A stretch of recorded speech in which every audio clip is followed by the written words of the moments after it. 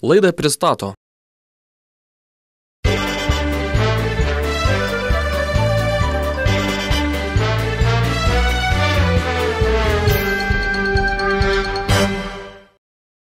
Auksinė mintis.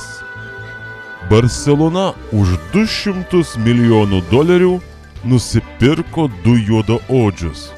Prieš 150 metų už tiek galėjai nusipirkti pusę Afrikos. Plačiau miestelio naujienas aptars Politikių klubas. Ar girdėjote, kolegė, naujieną? Nu kokią naujieną, nu apie ką pasakok?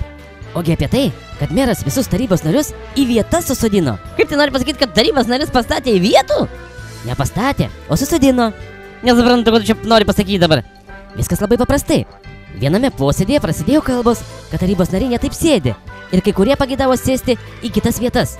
Nu tai žinoma, politikai visi nori atsisėsti ne savo vietą. Kas per žmonės, tai aš niekaip nesuprantu. Aš ne apie tai kalbu, kolegė. Nu tai iškiau tada man dėstyk. Dėstau.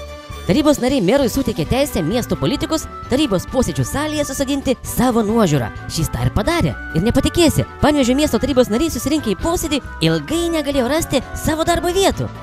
Nu tai žinoma, taigi ne juokasgi, 30 kvadratmetrų salytė, čiagi ne juokas pasiklys, nieko nuostabaus, kad pasiklydo. Na, jie tiesiog klaidžiojo ir nerado savo pavardžių, jas patikėk, sumaišyta viskas buvo kuo puikiausiai. Nu tai kasgi ir kaip dabar čia susodinti? Tai va, po mero Vitalijaus Atkevičiaus padarytos vietų rokiruotės, konservatoriai atsidūrė geidžiamiausioje, paskutinėje eilėje, iš kurios geriausiai matyti, kas vyksta.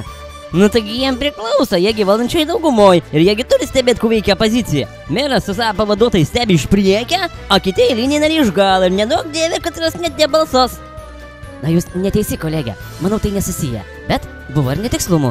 Štai kaip spauda rašo, iš konservatorių frakcijos pašalintas Viktoras Trofimovas buvo atskirtas nuo savo bendražygės Marijos Danutės Kažukauskienės ir patupdytas pačiame priekyje prie socialdemokratų. Nu čia tipo mėra namiukas, dar bachūras pasirausi, tai galėsi eiti, kad ir pas socialdemokratas, ne? Na nežinau kokiais sumetimais, bet yra kaip yra. O štai liberalų sąjūdžio frakcijos nariai iš vienos salės pusės buvo permesti į kitą. Nu tai kiek suprantu, jiegi ir dešinieji, bet vis laik sėdėjo kairiai pusėj. Taigi meras matydamas, kad ją nevers iš postą, permetė dešinėjant, duodamas supras, kad jų palaikymą reikia. A už tai paaukos liberalams vicemero postų numatytų tremtiniam, a ne taip aš mislijo. Na, aš apie tai nieko nežinau. Nu nežinau, nu ir aš tik spėlioju. Bet va, buvo ir nepatenkintų. Nu ir kasgi čia nepatenkintas dabar? O štai liberalsąjūdietis Gintaras Šileikis sako, kad meras nusižengė demokratijai.